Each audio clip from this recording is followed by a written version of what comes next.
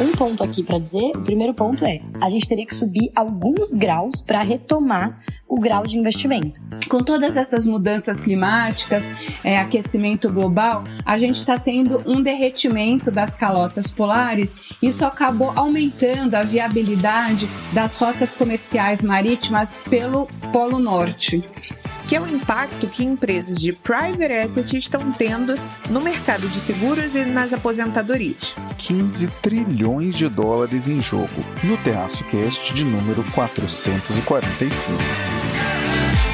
Fala pessoal, Caio Augusto, diretamente da noite de 16 de setembro de 2024, em Ourinhos, para o episódio 445 do meu, do seu, do nosso Terraço Cast. Me acompanham neste episódio elas que compõem o trio mais amado do Brasil. Vamos a elas. E aí, Fernanda Pérez de Mello. Oi, Caio. Oi, Rê, Rachel. Como vocês estão? Que prazer estar aqui com vocês neste episódio maravilhoso que se inicia. Episódio esse com números superlativos. Fica aí que você vai entender. Fala, Renata Cocho. Alô, alô, terraceiros! Oi, Caio! Oi, Fernanda! Oi, Raquel! Aqui, como vocês sabem, a Renata, trazendo como sempre o Boletim Internacional para vocês. Essa semana ainda gravando da Califórnia, aqui da região de São Francisco, mas o Caio me passou um tema que eu achei bastante interessante, distante aqui de onde eu tô. A gente vai viajar essa semana no Boletim Internacional para Noruega e vamos discutir um pouco quais são os interesses da China num porto ali na Noruega. E no finalzinho, né, como a gente não resiste, eu vou falar um pouco no Boletim Internacional aqui também sobre as minhas impressões sobre o debate presidencial que teve aqui nos Estados Unidos, entre a Kamala Harris e o Donald Trump. Foi um debate bastante interessante e a gente, talvez o único entre os dois, eu vou comentar um pouquinho no final do nosso Boletim Internacional. Noruega, China e debate americano. Tudo bem, Raquel de Sá? Alô, alô, terraceiros e terraceiras. Aqui quem fala é ela, a mulher do tempo sem tempo. A mulher do tempo sem tempo, gente, que fala diretamente aqui do Rio de Janeiro, onde ela veio aqui dar uma olhadinha no clima, né? A mulher do tempo sem tempo estava muito preocupada com esse tempo que ela conversou com São Pedro, né? Esse tempo bastante seco que a gente tem visto em São Paulo. Eu acho que na última semana eu devo ter ouvido umas 10 pessoas sem voz, né? Contando aí com o nosso amigo Daniel Souza, do Petit Jornal. Fica aqui o meu desejo de melhoras pro Daniel, mais um monte de gente. Então, Mulher do Tempo Sem Tempo foi buscar ares litorâneos, né? Primeiro passando por Fortaleza e agora em Rio de Janeiro. E melhora, respira melhor. E Mulher do Tempo Sem Tempo destaca, né, que em sua conversa com São Pedro, ela falou, pelo amor de Deus, São Pedro, eu sei que a gente faz tudo errado, a gente desmata, a gente polui, mas pelo amor de Deus, não nos puna dessa maneira e vai rolar uma chuvinha. Então, esperem chuvinha por aí, né? Eu imagino que no momento que vocês vão ouvir este podcast, estarei amaldiçoando um pouco a chuva, levemente, só levemente, e, né, por alguns segundos, depois agradecendo a chuva. É isso, gente. Um bom dia aqui a todos terraceiros e terraceiras, diretamente da Mulher do Tempo Sem Tempo. Raquel, direto da cidade maravilhosa, aquela cuja eleição para a prefeitura é muito mais tranquila e bem mais engendrada do que a cadeirocracia paulistana. E essa será a única menção a essa cena sui generis aqui no Terraço Cast, para não dizer que não comentamos nada sobre isso. Máquina plenamente aquecida e pronta para a arrancada, vamos ao 445. Fernanda, existe uma disputa atual entre os fundos de private equity e o mercado de seguros por uma quantidade de recursos impressionante. Conta mais sobre isso. Hoje, meu querido Caio, meus queridos terraceiros, a gente vai falar sobre um tema bem relevante para o futuro financeiro de milhões de poupadores, que é o impacto que empresas de private equity estão tendo no mercado de seguros e nas aposentadorias. Essas empresas têm transformado um setor que era bastante tradicional e vem desafiando grandes players, como as seguradoras de vida. Tudo isso pelo controle de uma quantia impressionante de cerca de 15 trilhões de dólares em economias de aposentadorias. Primeiro, vamos entender o que é private equity. Basicamente, são empresas de investimento que compram participações de outras companhias, geralmente com o objetivo de fazer grandes mudanças e aumentar o seu valor ao longo do tempo. Geralmente são companhias que não estão abertas na bolsa, né? Por isso, private equity.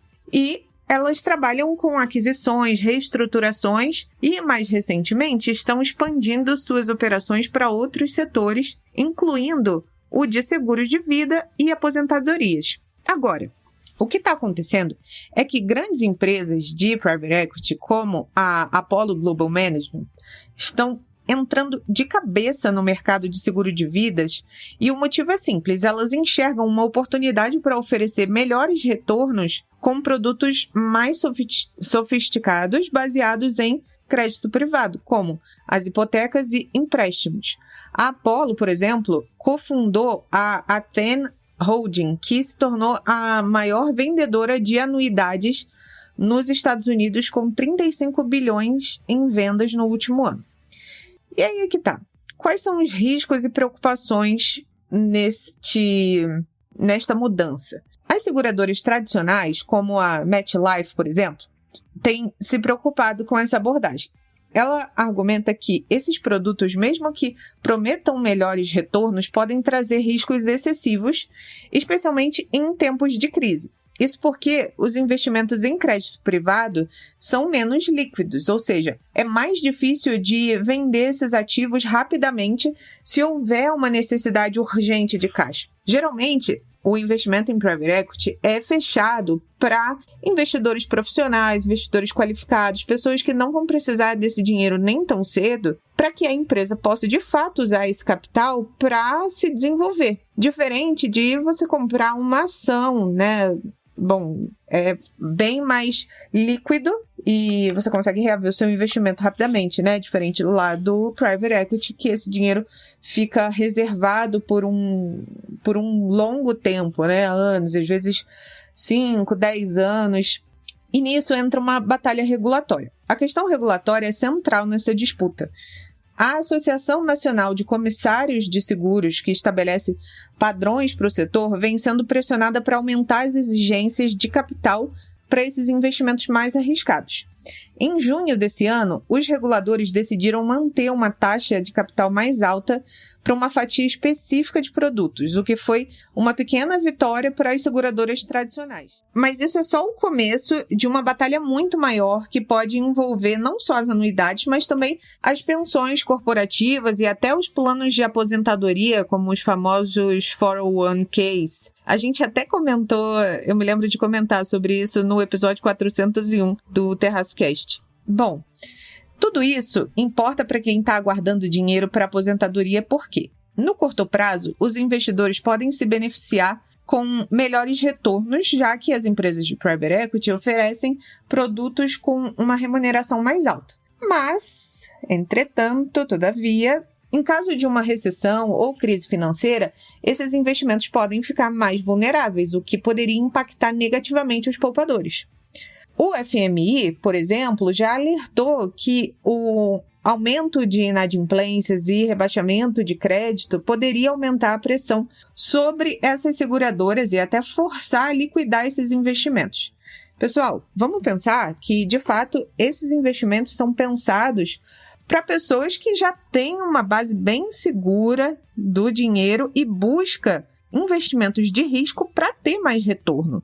É aquela grande aposta que você faz em uma empresa que está crescendo, né? Aquele insight que pode virar algo muito grande, né? Então, não é algo para quem está iniciando, para quem está começando a poupar ou que não tem o perfil adequado. Conclusão. A gente está falando de uma transformação gigantesca no setor de seguros e aposentadorias. As empresas de private equity, como a Apollo e várias outras, têm mudado as regras do jogo, trazendo novos produtos e estratégias. Mas isso também levanta preocupações sobre os riscos envolvidos, especialmente em tempos de crise. A grande questão é, essas mudanças vão beneficiar os poupadores no longo prazo ou elas vão trazer novos problemas para um mercado que já é delicado, né? A gente está falando da poupança e aposentadoria das pessoas. Então, é interessante buscar mais retorno, mas também é é preciso se preocupar com esse momento de vida. Essa é uma discussão que vai continuar por um bom tempo, com implicações para todos nós que dependemos dos seguros para aposentadoria. Aqui no Brasil, o mercado de seguros é bem menos desenvolvido que nos Estados Unidos, mas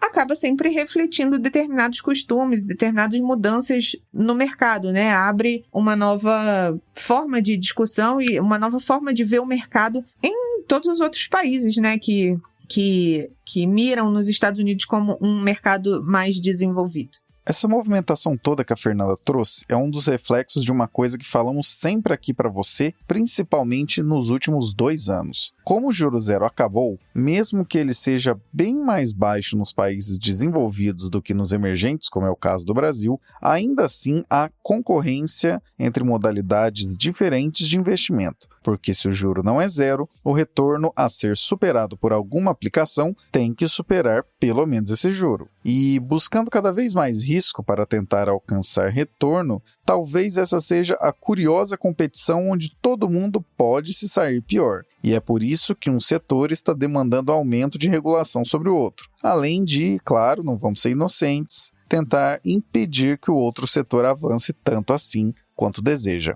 A grande complicação que observamos, e por isso que esse assunto veio parar aqui, é que esse enorme montante de 15 trilhões de dólares está sendo disputado por 2 mercados que, de um modo paradoxal e curioso, fazem entre si uma competição que pode complicar o longo prazo de pensionistas, se, no curto prazo, os riscos tomados forem muito maiores do que seria prudente, vamos dizer assim. Dinheiro assim, de longo prazo, é coisa séria. E por aspectos de demografia, que também já falamos bastante por aqui, sabemos que o risco de pisar na bola e fazer péssimos investimentos para o longo prazo é cada vez maior, já que estamos vivendo mais e esses recursos farão muita falta no futuro caso se façam ausentes. Sim, esses 2 mercados, de private equity e de seguros, são muito mais desenvolvidos e contam com muito mais recurso financeiro nos Estados Unidos do que o que a gente observa aqui no Brasil. Mas em se tratando do país com o maior mercado do mundo, mudanças tocadas por lá podem acabar desembocando em novos modelos de negócios por aqui. E se você acha isso distante ou impossível, aqui vai um exemplo direto de como essas influências podem representar uma grande mudança no mercado. A XP, que disputa centavo a centavo em Asset Under Management com o BTG, teve seu modelo de negócios inspirado pela Charles Schwab, corretora americana de varejo. Geralmente, quem fica de olho em grandes movimentações nos mercados relevantes, dadas todas as proporções e adaptações necessárias, pode dar passos muito interessantes aqui no Brasil também.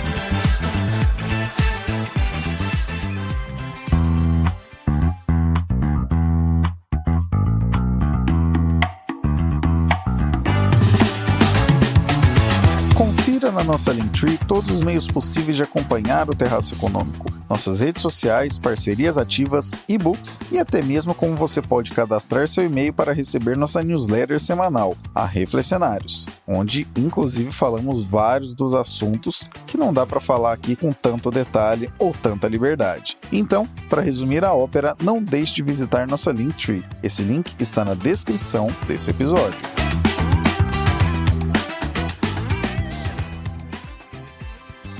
Renata com o Boletim Internacional.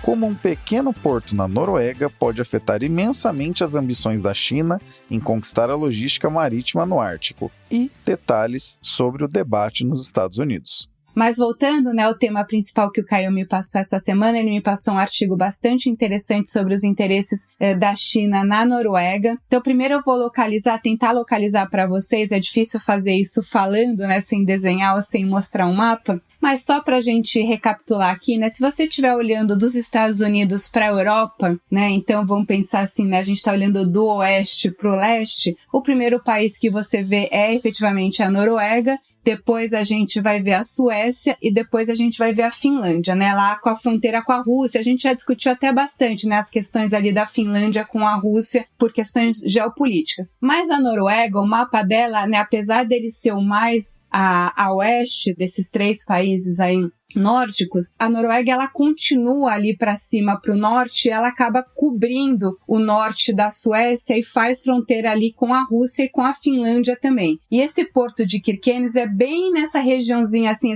esse nordeste, né, da Noruega, que está ali em cima fazendo fronteira com a Rússia, só para vocês se localizarem. Então é um porto bem ao norte, né, um porto, essa cidade de Kirkenes, onde a China está interessada, seria exatamente por isso. O que acontece? Com todas essas mudanças climáticas, aquecimento global, a gente está tendo um derretimento das calotas polares. Isso acabou aumentando a viabilidade das rotas comerciais marítimas pelo Polo Norte. Então, o que acontece? Com o aquecimento global, né, com esse descongelamento das calotas polares, passou a ser mais viável você fazer esse transporte pelo Ártico. Quais que são hoje os caminhos que a China tem para entregar suas mercadorias na Europa e de lá para o resto do mundo? Ela pode entrar pelo canal de Suez, né, e a gente tem toda essa questão aí do canal de Suez, né, a gente chegou a comentar bastante quando, né, o nosso querido, né, o Evergreen acabou encalhando ali no canal de Suez e acabou criando ali, né, todo uma problemática no comércio marítimo internacional. Então você tem aí esse atalho, digamos, né, pelo canal de Suez, e você tem a rota lá pelo sul da África, né, dobrando ali o Cabo da Boa Esperança, que é, digamos, a rota mais livre, mas também a mais longa. Essa rota pelo norte, para a China, seria a rota mais curta para chegar na Europa, inclusive mais curta do que pelo canal de Suez. Só que essa era uma rota que, esse porto, inclusive, né, de Kirkenes, ele é um porto antigo, essa foi uma cidade muito bombardeada na Segunda Guerra Mundial, é um porto que existe ali desde o começo do século passado. Só que ele é utilizado muito para pesca e para mineração, ele não tem um uso muito grande, exatamente porque fica congelado uma parte grande do ano e tudo mais. Com esse derretimento, aumenta a viabilidade do porto. Então, a China está querendo investir cerca de 2 bilhões de dólares nesse porto de Kirkenes para poder, né, o objetivo é movimentar uma quantidade muito grande, cerca de 1 milhão de containers de carga por ano. Esse seria o objetivo, né, dessa construção desse porto. Como vocês podem imaginar, né, você tem uma série de implicações geopolíticas, não só comerciais, da construção desse porto, né, quer dizer, da ampliação desse porto com investimento chinês. Você tem uma preocupação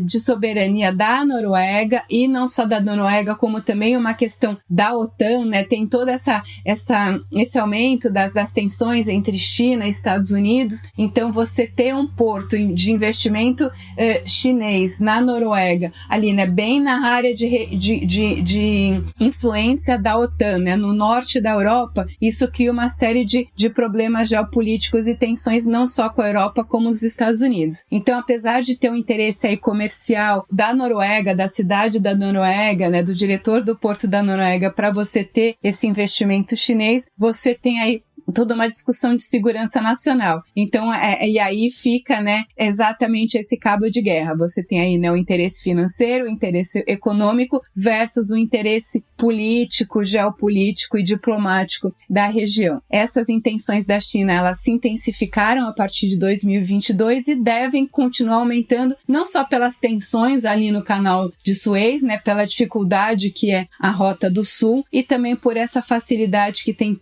aumentado, né, por conta das mudanças climáticas. Então, vamos ver como é que esse cabo de guerra vai acabar pendendo para um lado ou para o outro. A gente vai continuar acompanhando, porque eu acho que é um assunto aí interessante que pode mudar, né, a dinâmica do comércio internacional se a China, de fato, tivesse acesso com essa rota comercial pelo norte e conseguir aí desembocar esse 1 milhão de containers, que é a ideia do país, através da Noruega. Bom, voltando aqui para os Estados Unidos e falando um pouco do debate, né? Eu não sei se vocês assistiram, acompanharam depois. Foi o primeiro debate entre o Donald Trump e a Kamala Harris.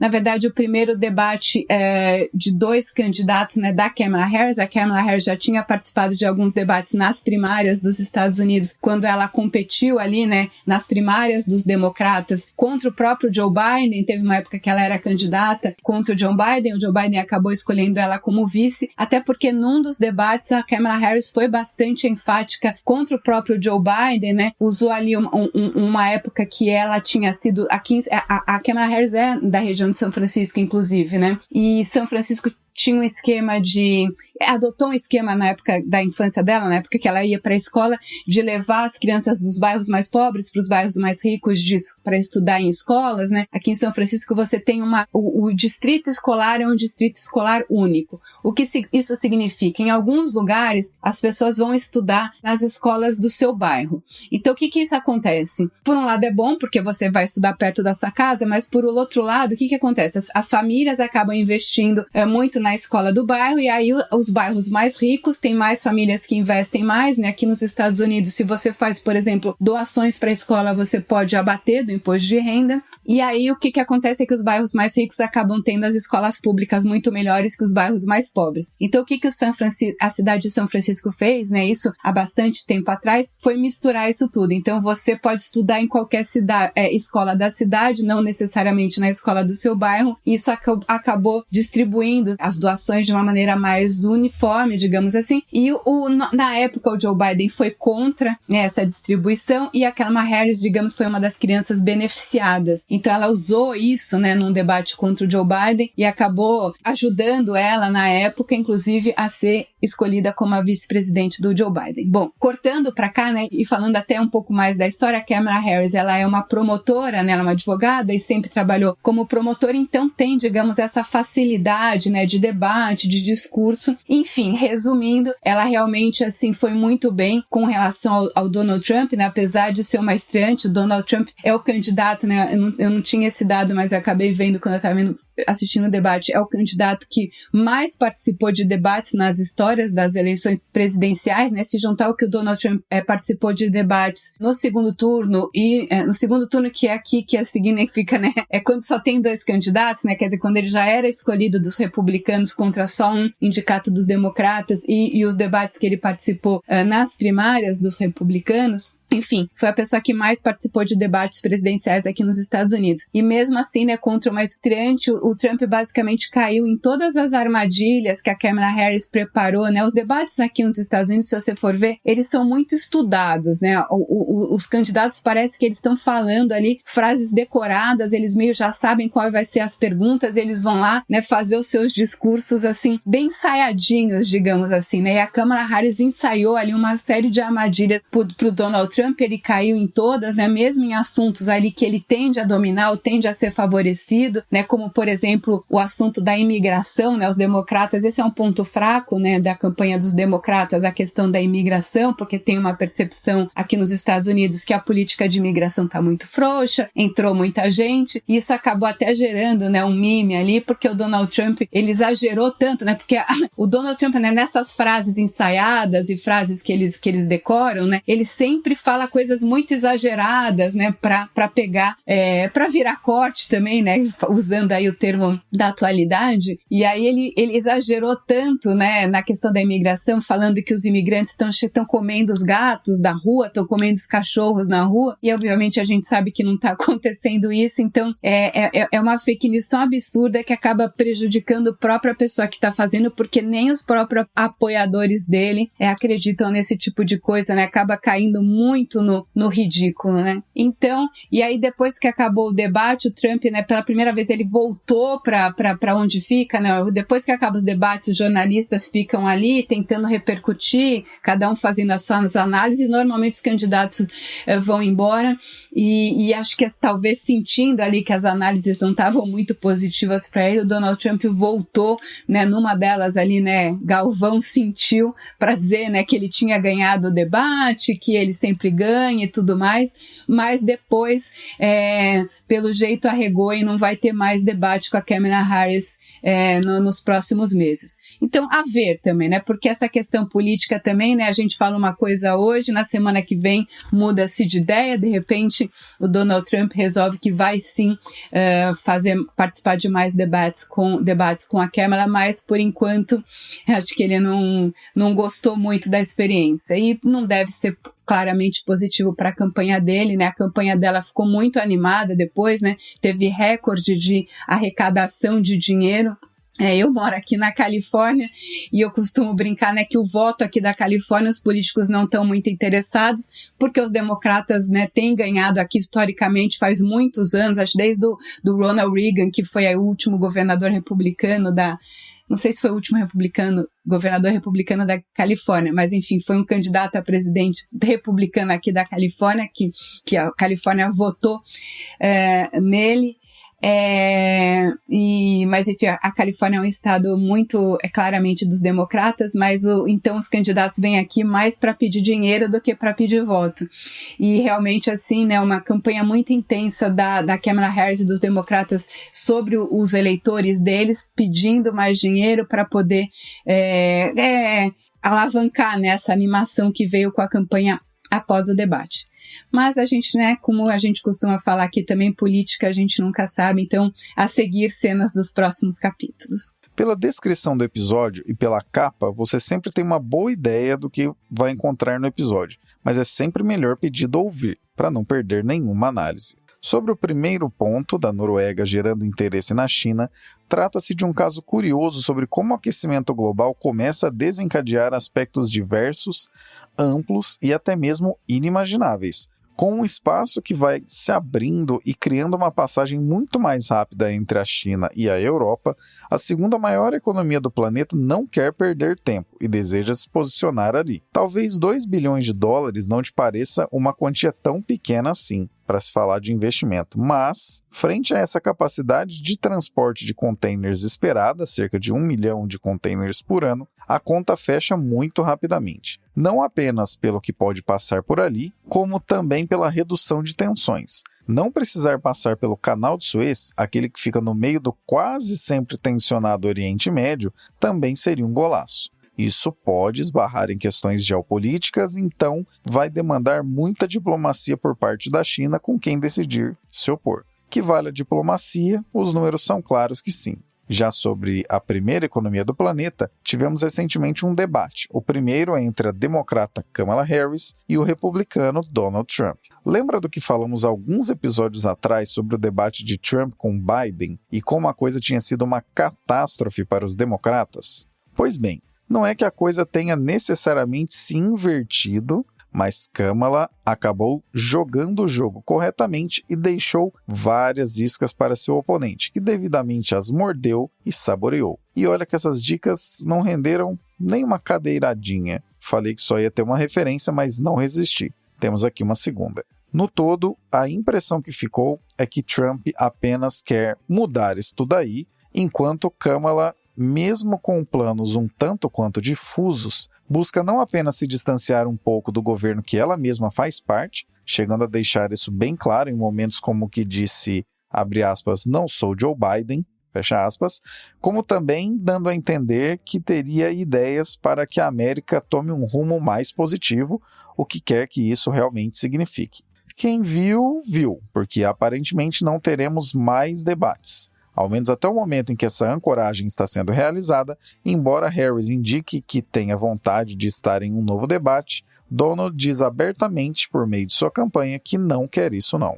Já te contamos algumas vezes aqui sobre como a eleição americana importa e inclusive dedicamos a última edição da Reflexionários, a que saiu na sexta-feira, 13 de setembro de 2024, para contar com detalhes o porquê em específico dessa de 2024 ser tão relevante. Vale a pena procurar essa edição lá no e-mail e ler com calma. Quem diria, hein? Um boletim internacional com um misto das duas maiores economias do planeta de uma vez só.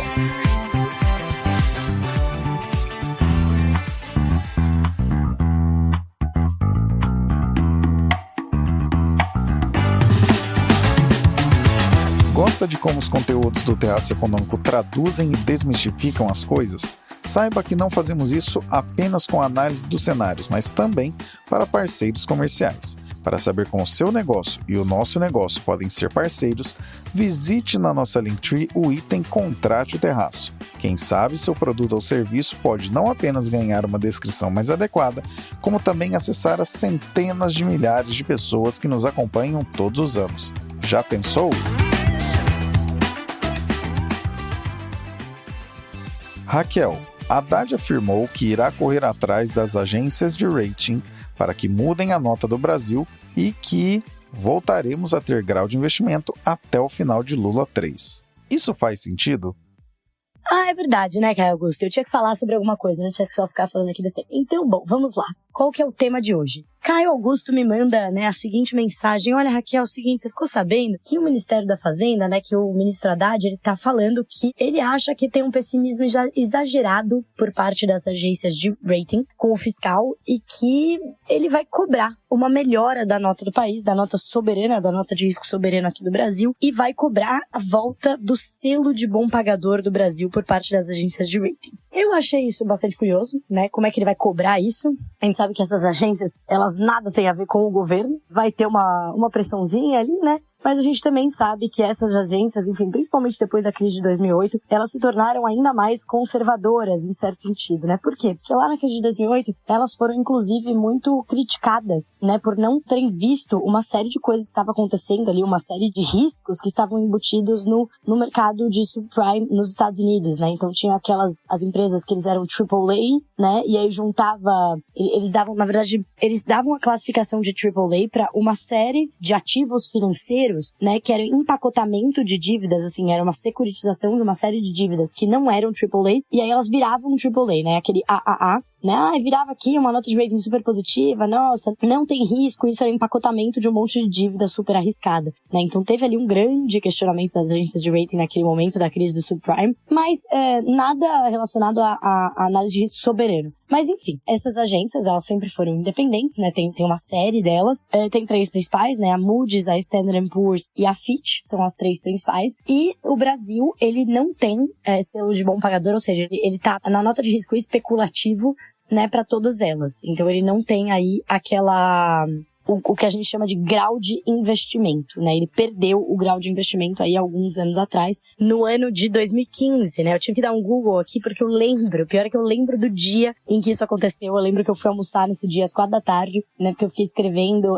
eu trabalhava num governo estrangeiro no Brasil e eu tive que ficar escrevendo o que isso significava, por que tinha sido isso, e etc. Foi no auge da nossa crise fiscal. E assim, faz sentido, beleza, o Haddad pode falar o que ele quiser, pode dizer que acha injusto e tudo mais, mas a verdade, é que no ano passado, eu acho que foi no ano passado, recentemente a gente teve uma elevação de perspectiva do rating brasileiro para algumas das agências, mas ainda longe do grau do selo de investimento. Então, um ponto aqui para dizer, o primeiro ponto a gente teria que subir alguns graus para retomar o grau de investimento. A gente ainda tá na escala de quase todas elas aí, numa escala que está distante do grau de investimento. A gente não teria que melhorar uma vez só, a gente teria que melhorar no mínimo 2 vezes para retomar esse grau de investimento. O segundo ponto não é na falação que ele vai, não é pedindo, por favor, que isso vai acontecer, É preciso que sejam apresentadas mudanças concretas. E o terceiro ponto é que grande parte dessa mudança, a mudança positiva, de perspectiva positiva, ela veio como reflexo de mudanças que foram feitas nos últimos anos. Então não é uma coisa rápida.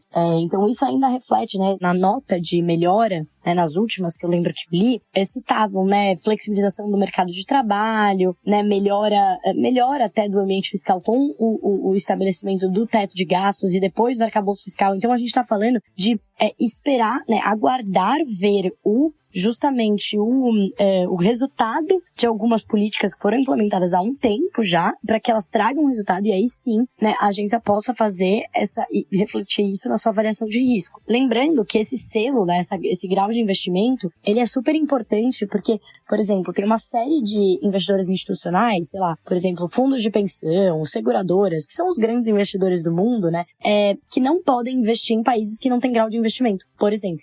Eles têm isso por regra. Tem outros que, por exemplo, não podem investir em países que não sejam da OCDE. Tem uma série de regras que acaba afastando parte do dinheiro grosso, de muito dinheiro do mundo, acaba afastando isso de investimentos do Brasil. E o grau de investimento certamente é um deles. Não é assim, nossa, ninguém olha para isso. Sim, é claro que ainda tem muitos investidores estrangeiros que estão fazendo a própria gestão, não estão olhando para isso necessariamente, mas principalmente quando a gente trata de investidores que estão olhando para muitos lugares do mundo, que tem regras fiduciárias bastante rígidas, principalmente esses investidores institucionais, de grandes fundações, etc. Então isso é um ponto, assim, não é qualquer coisa, não é qualquer porcaria, é super importante ter esse selo de investimento. Mas dito isso, não é uma coisa que vai acontecer da noite pro dia, né? Tem que ter passos concretos, né? Então, tem que ter passos concretos.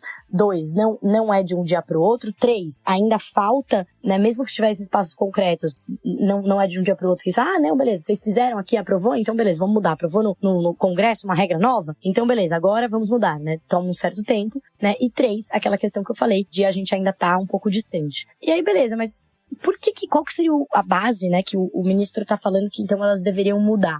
Ele está dizendo, a gente tá aqui, a gente fez um esforço fiscal importante, a gente vai acabar esse ano provavelmente perto da nossa meta, né, na verdade dentro da meta, né, provavelmente dentro da meta, porque eles fizeram uma meta ali do arcabouço, né, dentro das regras do arcabouço, a meta de resultado primário, ela pode ter 0,25%, né, 0,25% pra cima ou pra baixo, e provavelmente eles vão acabar ali no 0,25% pra baixo, bem no talo, né, de déficit. Então, provavelmente eles vão sim fechar esse ano na meta. O problema, né, senhor ministro, é que, por mais que a gente tenha uma melhora, assim, do fiscal no curtíssimo prazo, não há sinalizações de que a gente está caminhando para mudanças estruturais, né? Grande parte, muito, né, do que o governo teve aí de aumento de arrecadação foi por conta de medidas one-off, de medidas que não são, não vão continuar acontecendo, não vão continuar existindo nos próximos anos, né? Não vão continuar trazendo a arrecadação nos próximos anos. Por exemplo, a própria medida aí de o Tesouro tomar os recursos esquecidos em contas de depósito, né? Que estão ali depositadas, tanto judicialmente quanto em bancos e tal, né? Dinheiro esquecido. Isso não é uma mudança estrutural. Repatriação de recursos no exterior, né? Pode trazer seu dinheiro aqui, que a gente vai cobrar menos imposto, né? Se você trouxer tudo. Isso, a Argentina tá fazendo isso, por sinal. Também não é estrutural, traga one-off, né? Pode ter um aumento de arrecadação, mas é isso, é esse ano. Renegociação de multas aplicadas por agências reguladoras, também one-off. A negociação que eles estão tendo com empresas, que eles chamam de transação tributária, né? Então são discussões, normalmente processos judiciais entre empresas e o Estado, e que eles vão falar, não, a gente vai ter uma discussão aqui, a gente vai chegar num acordo, né? E pra acabar com essa disputa, a gente vai ganhar uma parte do dinheiro. Beleza, mas, de novo, isso não é estrutural.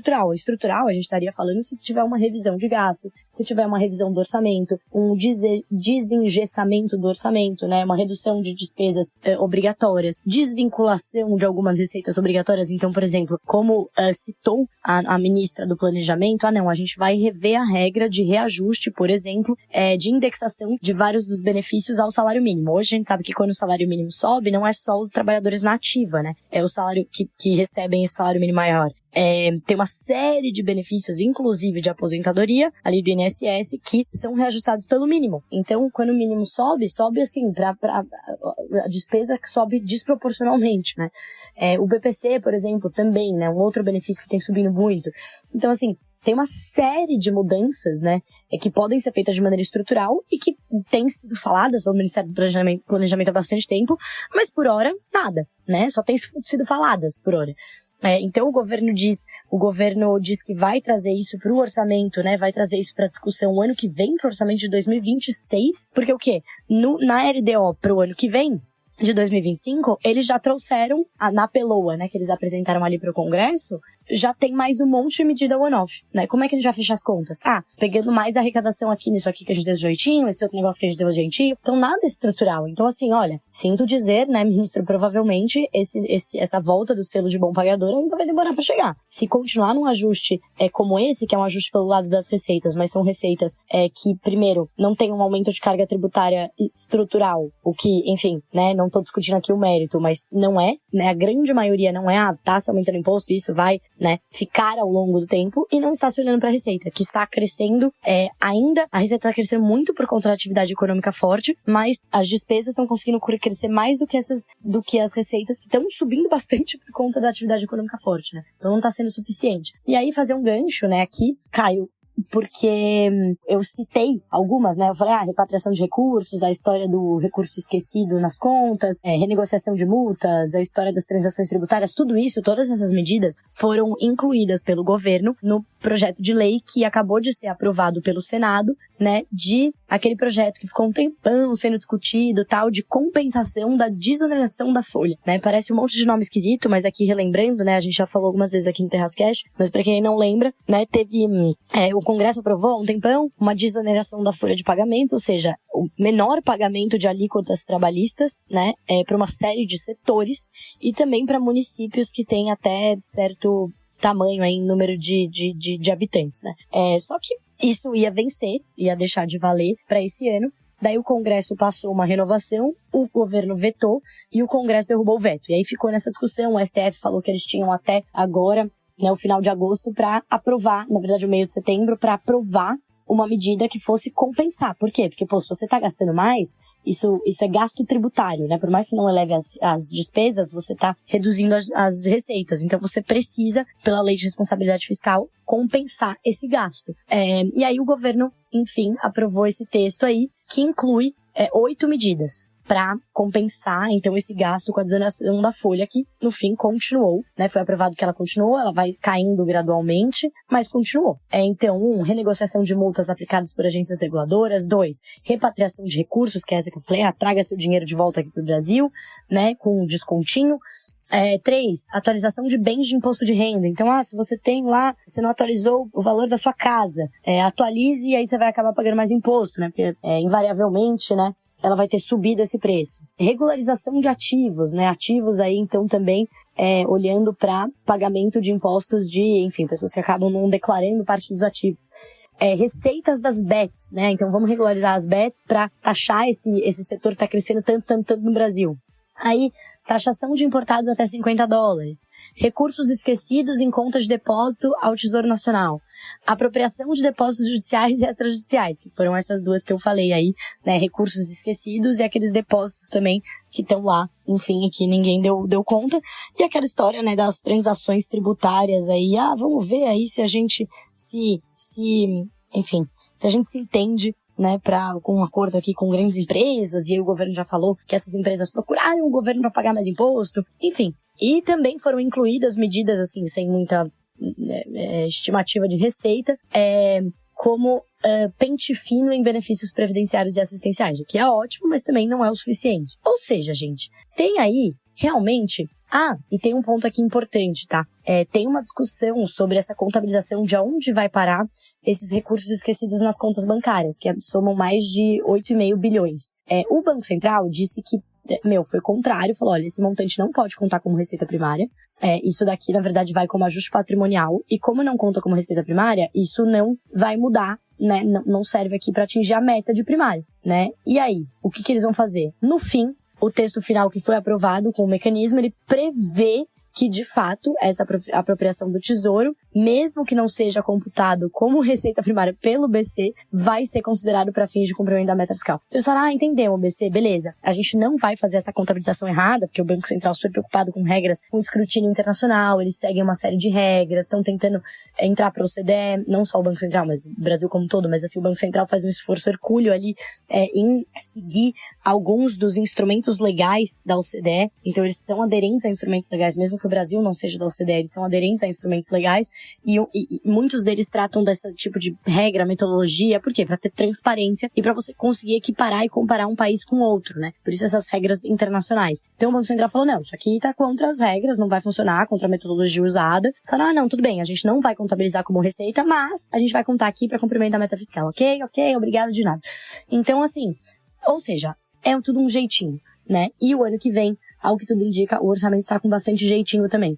Então, infelizmente, né, pelo menos na minha opinião aqui, minha humilde opinião dessa mulher do tempo sem tempo, dificilmente a gente vai ver uma mudança, né, o Brasil retomando o grau de investimento tão cedo, enquanto a gente não tiver questões mais estruturais que olhem, né, para o crescimento da dívida de longo prazo e mudanças que realmente mudem a estrutura aqui do orçamento brasileiro, para que não seja, né, uma bomba relógio a cada 1-2 anos.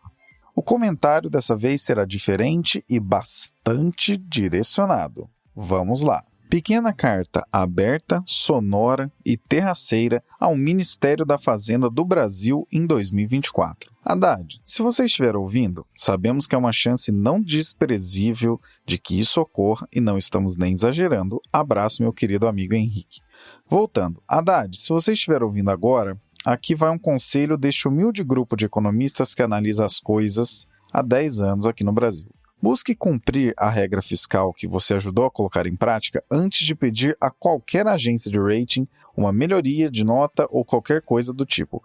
Sua alavanca de arrecadação é realmente potente, quase 2 dígitos em termos reais de aumento na receita, é algo impressionante mesmo. Agora, enquanto seguirmos com déficits continuados, sem perspectivas do básico, que seria seguir a regra colocada muito recentemente, e com risco de que basicamente qualquer coisa vire exceção a essa regra, até mesmo desembolsos para lidar com queimadas, para dar um exemplo recente, fica muito difícil, para ser educado e simplesmente não dizer impossível, que o tal grau de investimento retorne. Quer facilitar essa mudança de verdade? Em 2025, esse ano já acabou em termos legislativos, sejam sinceros, bote na mesa reformas que possam encaminhar maior produtividade por parte do Estado, como talvez uma boa reforma administrativa. Não nos entenda mal, ninguém aqui quer corte por corte. Economia tosca e ineficiente do tipo não pagar a conta de energia e reclamar que não dá para ler no escuro é coisa do cara anterior nesse seu cargo. Mas, de verdade, não adianta nada olhar apenas um lado da conversa, o da arrecadação, ignorar os avanços do outro lado, o dos gastos, e dar a entender que o enorme déficit, que em termos nominais já chega a 10%, o que é mais alto do que o que vimos em plena pandemia, não existe. Dá sim para a gente chegar a ter grau de investimento de novo, mas pelo andar da carruagem, com muita sorte isso acontece de 2027 em diante, e se a lição de casa for iniciada o mais rápido possível. Lição de casa, no caso, aquela que você sabe qual é, porque sabemos que existem conselheiros muito bons fazendo informação positiva chegar até você e sua equipe. Íamos recomendar também trocar ideia com seu chefe, mas dizem que ele oscila entre ser cabeça dura, pensando que conhece todas as soluções do mundo, ficar isolado do que acontece de relevante. Talvez ele não nos ouça aqui, o que é uma pena. Então é mais fácil correr por fora com planos da equipe e articulação legislativa mesmo. Fácil mesmo não é, mas estamos falando de retomar o grau de investimento. Não de colocar na mesa alguma nova taxação. E olha que, você sabe, colocar nova taxação na mesa não é das tarefas mais fáceis. Tem jeito, mas demanda muito mais que o trabalho fale por si do que precise ser mencionado diretamente com quem dá essas notas. Ninguém aqui torce para um país que dê errado, que vá mal. Independente de quem esteja tocando o barco, estamos nele e queremos que esse barco avance. Só não podemos nos iludir com discursos que não encontram concretude na realidade, aquela que traz sempre as más notícias que a política não quer que a gente se lembre. Um abraço. Sorte, juízo e capacidade argumentativa. Esses são os votos sinceríssimos da equipe do Terraço Econômico, que aqui é representada pela voz deste âncora. Pessoal, mais direto do que isso, não tem como ser. Vocês estão de prova que o nosso esforço está aqui, não só agora, como todas as semanas. Nos despedindo do trio mais amado do Brasil, que trouxe neste 445 do Terraço Cast suas análises simples, mas não simplistas. Obrigado, Fernanda. Olá, meus queridos amigos terraceiros. Caio, muito obrigada por mais um convite aqui de participar deste episódio maravilhoso. Adorei a repercussão do último episódio. Vocês são muito queridos. E é isso, a gente se vê no próximo episódio, na semana que vem. Vocês sabem que podem me encontrar lá no @sigafefa. E nos vemos por aí. Valeu. Obrigado, Renata. Era isso que eu tinha para comentar com vocês essa semana. Semana que vem eu volto com mais notícias aqui para vocês no Boletim Internacional do Terraço Cast. Tá bom? Um beijo para todos e até lá. E obrigado, Raquel. Então é isso, gente. Por hoje é só. A gente se fala e a gente se ouve o quê? Gente, na semana que vem vai ser o quê? Aquela super quarta?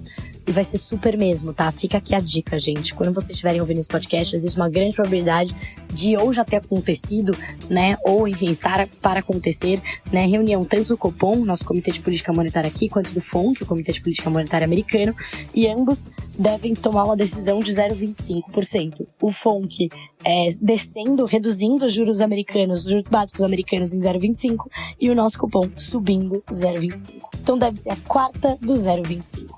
E é isso, pessoal. Nos falamos e ouvimos na semana que vem. Você que sempre nos acompanha, que tal trazer mais gente para ouvir e também acompanhar o TerraçoCast? Não deixe de enviar esse episódio para alguém que também queira ficar por dentro das discussões relevantes a nível doméstico e internacional. Abraços pelas ondas sonoras. Continuamos a prosa no próximo episódio.